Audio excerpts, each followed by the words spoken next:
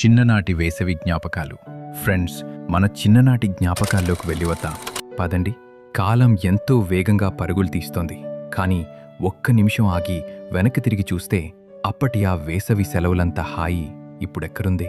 నిప్పులు చెరిగే ఎండలైనా ఆ తరం వారి గుండెల్లో నిండిన చల్లటి జ్ఞాపకాలవి. అప్పట్లో వారికి ఫ్రిడ్జులు తెలియవు. కొత్త మట్టి కుండకు తడిగుడ్డ చుట్టి ఆ నీళ్లు తాగుతుంటే వచ్చే మట్టి వాసంటి వాసనుంది చూశారు? అది ఇప్పుడు మనం తాగే ఏ మినరల్ వాటర్లోనూ దొరకదు.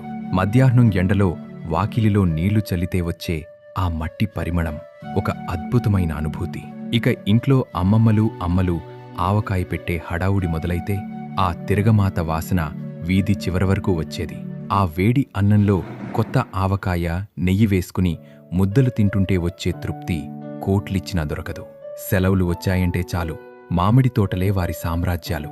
తోటమాలి కళ్ళుగప్పి చెట్టు ఎక్కడం, జేబులో దాచుకున్న ఉప్పుకారం అద్దుకుని దోరకాయలు తింటుంటే ఆ పులుపుకి కళ్ళు మూతలు పడేవి.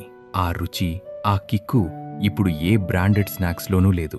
మధ్యాహ్నం వేళ చెరువులోనో బావి దగ్గరో గంటల తరబడి చేసే ఈతలు, ఆ నీళ్ల చల్లదనం ఒక మధుర జ్ఞాపకం. దూరం నుంచి వినిపించే ఆ టన్ టన్ గంట శబ్దం వినపడగానే ఎవరి దగ్గరైనా రూపాయి సంపాదించి ఆ రంగురంగుల పుల్ల ఐస్ వెనక పరిగెత్తేవాళ్లం. అది మన పాలిట ఒక పెద్ద విందు. సాయంత్రమైతే చాలు, గోలీలు, బొంగరాలు, టైరుబండి ఆటలతో వీధులన్నీ సందడిగా మారిపోయేవి. ఇక రాత్రిపూట కరెంటు పోతే మనకు పండగే.